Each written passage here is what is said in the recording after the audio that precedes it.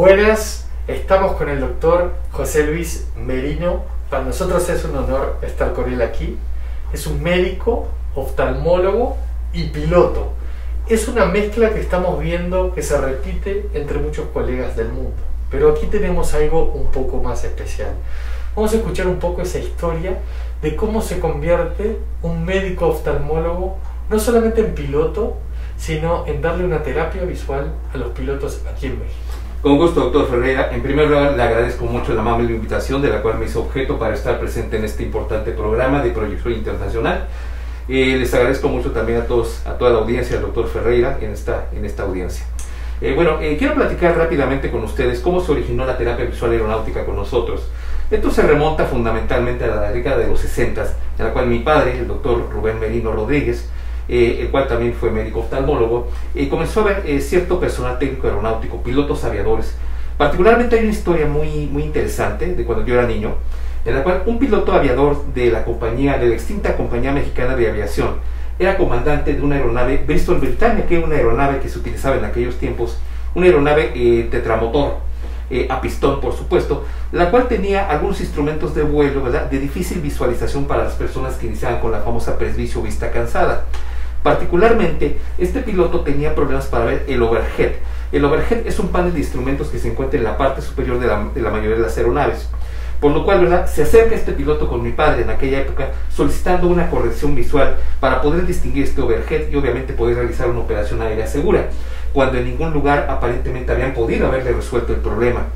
En ese momento, pues mi padre, en un brote de genialidad, simplemente lo único que hace en aquel momento es invertir las obleas del bifocal de una manera superior, resolviendo de una manera muy simpática el problema. Pero así es donde se inicia fundamentalmente esta historia, doctor Ferreira, en la cual pues los pilotos comienzan a visitarnos. Sin embargo, más allá de ello, me gustaría platicar que una de las áreas que nosotros hemos manejado mucho antes de la aviación fue la oftalmología pediátrica. De hecho, de la oftalmología pediátrica nos llevó a conocer la terapia visual infantil, en la cual nos percatamos de que muchos niños tenían problemas en habilidades tanto visuomotrices como visuoperceptuales, generando alteraciones no solamente conductuales, sino problemas de patrones escolares, bajo rendimiento escolar, cuando en muchas ocasiones estas situaciones no eran necesario corregirla con anteojos o con lentes de contacto, sino con programas terapéuticos. Pasa el tiempo, entonces nosotros tratamos de comenzar a aplicar estos patrones de terapia visual infantil en los pilotos aviadores, con lo cual tenemos cierto éxito en un principio. Sin embargo, nos percatamos después de ello de que el personal técnico aeronáutico, particularmente el piloto aviador, tiene necesidades específicas muy diferentes a la población en general. Particularmente no es lo mismo, digamos, una labor de oficina, en una labor administrativa, por ejemplo, en un administrador de empresas o un contador, a tener que volar, por ejemplo, en una aeronave que tiene diferentes puntos focales en su cabina. Por ejemplo, un piloto aviador, es justo lo que podemos ver aquí en el simulador. Tiene que ver, por supuesto, un panel de instrumentos, tiene que ver, obviamente, las calles de rodaje al exterior, tiene que ver la pista de aterrizaje al llegar a una altitud que se llama los mínimos, tiene que ver, además de estos instrumentos de vuelo, un overhead que se encuentra en la parte superior. En algunas ocasiones, una estructura que se llama HOT, que se coloca en la parte superior donde se proyectan, obviamente, los instrumentos de vuelo para mejorar la operación de la seguridad aérea. Tiene que ver cartas de navegación, tanto impresas como en formato digital, etcétera, etcétera, etcétera. Además de que el piloto se encuentra inmerso en un estrés en todo momento, desde el punto de vista visual, informático auditivo e incluso emocional.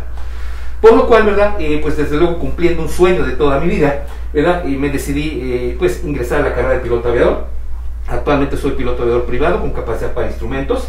Estamos en proceso de obtener la capacidad para multimotor en una escuela de aviación, y esto nos ha permitido acercarnos mucho más a nuestros pacientes.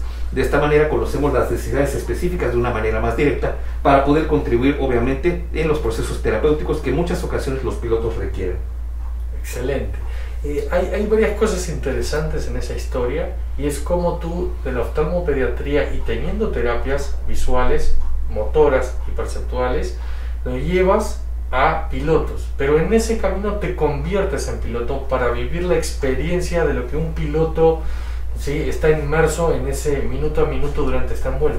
Por supuesto, hasta incluso en situaciones que pueden ser hasta básicas, como la adaptación de un anteojo multifocal o progresivo sin raya divisoria. No es lo mismo adaptar un lente multifocal para una labor de oficina que adaptar un lente multifocal en el cual requerimos observar una computadora de vuelo que se encuentra en la parte inferior junto a nuestras piernas, observar el panel, observar calles de rodaje, por supuesto. Entonces, desde cuestiones tan básicas, que pudieran ser tan básicas como adaptación de un anteojo, hasta obviamente procesos terapéuticos que requieren muchos pilotos que tienen anomalías en la visión binocular. Desde luego, pues es lo que hemos desarrollado en los últimos años nosotros en esta terapia. Excelente. Entonces, terapias visuomotoras, sí, sobre todo enfocadas en la tercera dimensión, sí, y terapias visuoperceptuales. Cuéntanos un poco entonces aquí en tu instituto cómo entrenas cada una. Sí, nos hemos percatado que muchos pilotos, tanto jóvenes como pilotos que ya se encontraban en activo, pero que obviamente han comenzado a tener un proceso de degradación de su sistema visual, han comenzado a tener problemas en la visión binocular. Es muy importante mencionar que más del 80% de la información que recibe un piloto en cabina es a través del sentido de la vista. Incluso en un vuelo por instrumentos, en una aproximación por instrumentos, es importante mencionar que el piloto, al llegar a una pista de aterrizaje, como se observa en este simulador, al llegar a una altitud aproximadamente, a una altura sobre el terreno, perdón, de 200 pies, llega a un punto que se conoce con el nombre de los mínimos, en el cual, aunque venga el piloto en un vuelo por instrumentos, un vuelo por radionavegación, en una aeronave obviamente certificada para ello, tiene que tener un sentido de la vista para determinar si la pista está presente.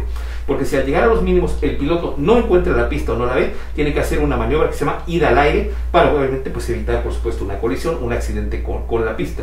Entonces, aún en un vuelo por instrumentos requerimos de una percepción binocular adecuada. Como todos sabemos, ¿verdad?, los seres humanos, al tener desde luego nuestros dos ojos, contamos con una visión binocular y estereoscópica que nos permite determinar la percepción de las profundidades de una manera correcta y precisa. Por supuesto, desde la época de las cavernas sabemos que obviamente el ser humano no hubiera sobrevivido si no hubiera tenido una visión binocular, porque teníamos que tener, por supuesto, una precisión en cuanto a las distancias para detectar a nuestras presas. Por supuesto, la posición estratégica de los globos oculares dirigidos, obviamente, en el cráneo, dirigidos hacia adelante, nos permiten esta percepción de profundidad. Sin embargo, existen muchos pilotos que es importante mencionar que o ven con un ojo o ven con el otro. Tienen monovisión alternante, aún teniendo 20-20, que es un 100% de visión, en examen de certificación de medicina de aviación.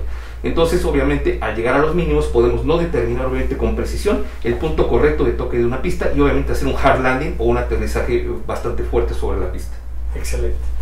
Entonces, también al convertirte en piloto, ¿sí?, y como médico, oftalmólogo, cirujano, tuviste dos procesos de entrenamiento.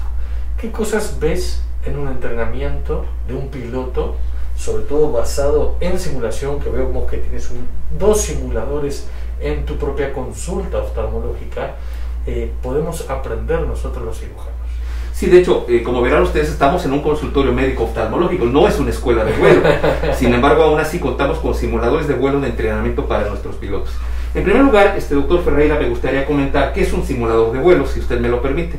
Un simulador de vuelo es un dispositivo no solamente digital, sino electromecánico, que pretende recrear las condiciones más parecidas a una operación de un vuelo real, para con ello desencadenar, por supuesto, ciertas alteraciones visuales que no son, desde luego, diagnosticadas de una manera habitual en un consultorio convencional de oftalmología. Por supuesto, en un consultorio convencional de oftalmología, como todos ustedes lo saben, en un sistema obviamente de iluminación graduada, a lo mejor hasta con música ambiental, en un sillón cómodo, ¿verdad?, quizá no encontremos alguna anomalía, pero el sistema visual no se comporta igual en tierra, en un consultorio de tierra, a cómo se va a comportar este sistema visual en una operación aérea a 37.000 pies. De hecho, lo que nos hemos encontrado con mucha frecuencia y bastante frecuencia es que los pacientes desencadenan mucho forias, ¿verdad? Desde luego, que no son fisiológicas, forias patológicas, incluso en operaciones de vuelo, cuando se encuentran en una operación. Entonces, en muchas ocasiones, gracias a la simulación de vuelo, nos hemos percatado que estas forias descompensadas pueden generar procesos de supresión intermitente o supresión constante en el piloto, por lo cual el piloto puede estar volando sin darse cuenta, utilizando únicamente una de sus visiones. Entonces, estos dispositivos digitales y electromecánicos nos permiten no solamente diagnosticar, por supuesto, a los pacientes cuando tenemos alguna duda sobre alguna destreza visual o anomalía visual que presentan, sino que nos permite un entrenamiento. Quizá aquí pudiéramos hablar un poquito de lo que es el sincretismo, la analogía entre, desde luego, el entrenamiento que pudiera tener un cirujano de catarata, un cirujano de segmento anterior, y por supuesto un piloto aviador, desde luego, ¿no? En la simulación aérea es importante mencionar que forzosamente un piloto tiene que estar recertificándose constantemente mediante simuladores de vuelo.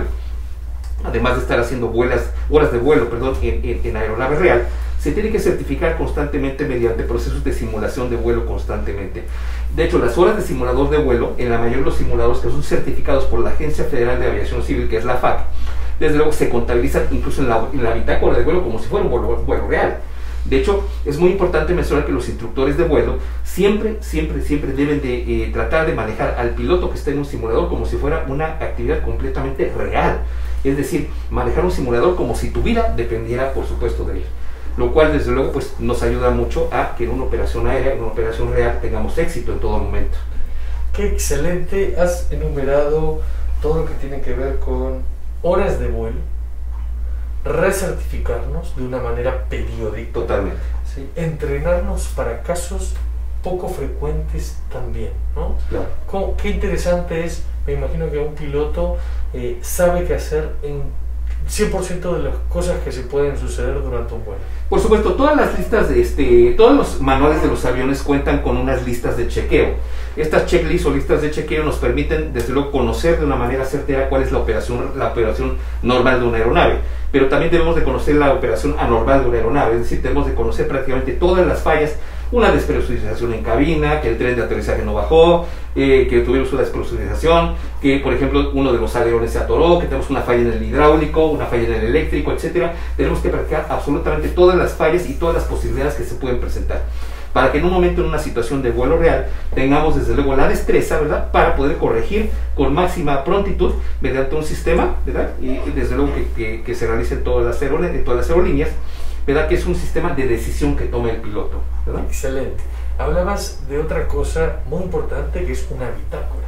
Y qué interesante que es saber cómo ha sido nuestra evolución, claro, para poder planificar para el futuro, notar debilidades, notar fortalezas.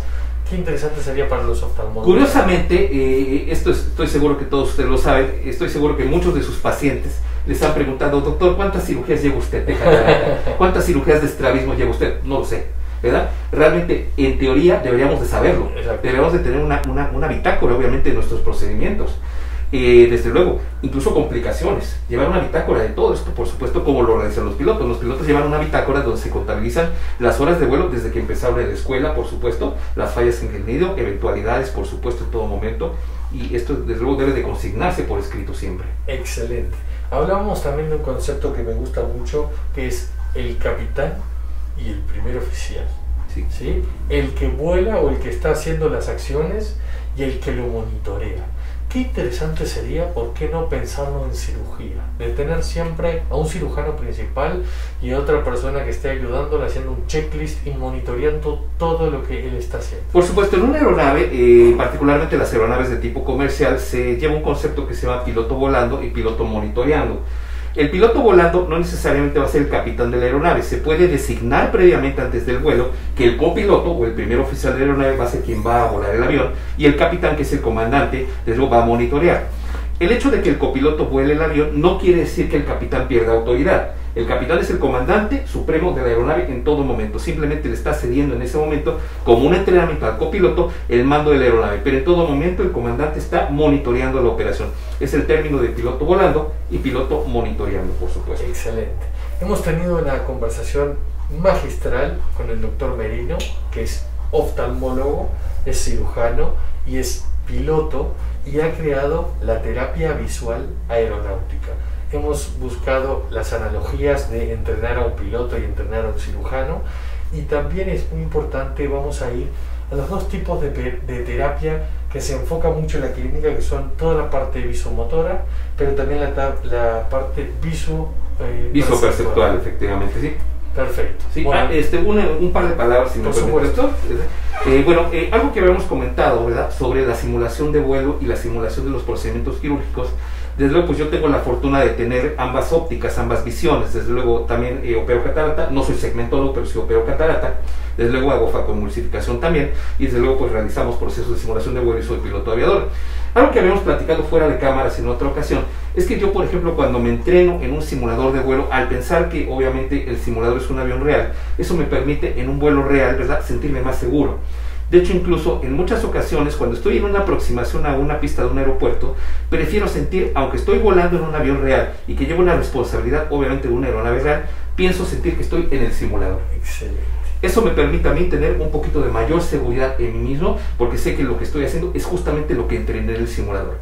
Digamos, en el caso obviamente del paciente, por supuesto, sin perder de vista el objetivo fundamental, que es la salud de nuestro paciente, que desde luego es una persona que está bajo la luz de nuestro microscopio, la gran responsabilidad que implica eso. Si nosotros tuvimos un entrenamiento mediante un sistema de simulación de cirugía, estoy seguro que el resultado va a ser mucho más exitoso y nos va a hacer cirujanos, obviamente, mucho más eficaces. Excelente. Creo que la preparación mental del piloto también tiene un proceso en el cual podemos aprender mucho los cirujanos, ¿no? Por supuesto, el mindfulness desde luego es algo que se utiliza mucho en la aviación. Desde luego yo pienso que es algo que se ha descuidado un poco en la medicina, particularmente en la cirugía. Exacto. Y desde luego el mindfulness desde luego es algo que nos puede ayudar, una preparación psíquica antes de cada procedimiento. Desde luego incluso podemos transmitir esa seguridad a nuestros pacientes. Perfecto. Bueno, muy bien, entonces vamos a ir a las terapias visuomotoras y a las terapias visuoperceptuales y obviamente vamos a volar, ¿sí?, en el simulador y ver todas esas analogías. Claro que sí.